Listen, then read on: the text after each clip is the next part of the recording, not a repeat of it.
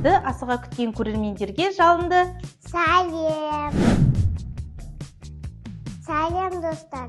Ең алдымен танысып алайық. Мен Айдар. Ал мен Замзагүл Ермұханқызымын. Айдар, сен таңғы асқа қандай тағам жегенді ұнатасың? Жұмыртқа. Ал сен осы жұмыртқаның құпияларын білесің бе? Жоқ. Ендеше тәжірибе жасап, тауық жұмыртқасының құпияларын бірге зерттейік. Балалар, біздер қазір үй құстарына саяхатқа барамыз. Дайынсыздар ма? Кеттік ендеше. Сәлематсыз ба? Бастамас бұрын жұмыртқа адам өмірінде қолданылады деген сұраққа жауап іздедім.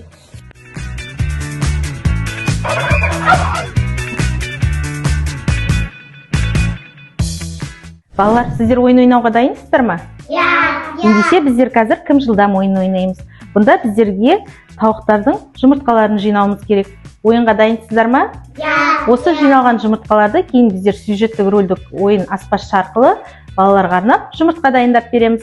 Қане дайын болсаңыздар, ойынға кірісейік. Аның нарығы қандай? Жұмыртқа адамға пайдалы. Құрамында кальций, темір, марганец бар. Қорытынды оқ жұмыртқасы адам ағзасының қалыпты жұмыс жүйесін қажет.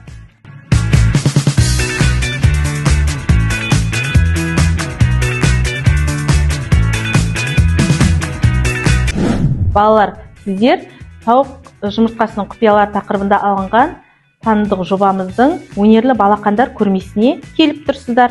Бұл көрмеде сіздерде үй құстарынан және жұмыртқаның қалдықтарынан жасалған Жұмыртқа диеталық тамақ ретінде тамақтары дайындалған кезде қолданылады.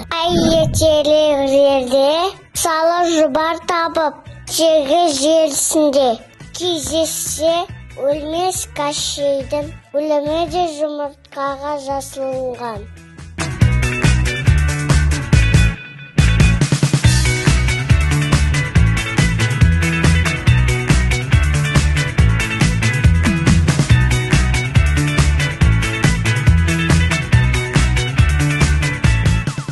Балалар, сіздер қандай үй құстарын білесіздер?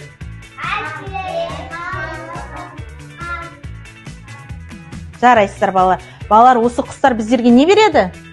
Оқ жұмыртқасы ден тұрады. Біздер бүгін жұмыртқаның құрылысымен танысамыз.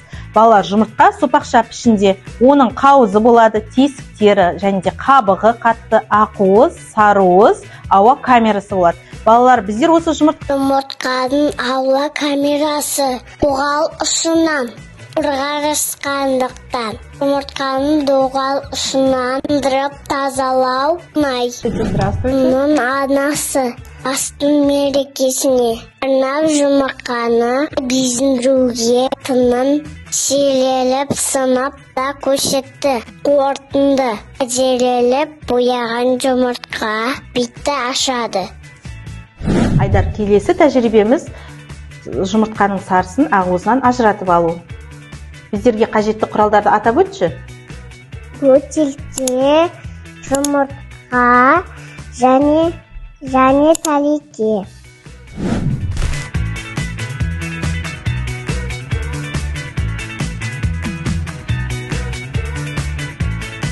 Айдар, біздер бөтелкенің ішіндегі ауаны тығыздау арқылы жұмыртқаның ақуызын сарыуызынан бөлектеп алдық.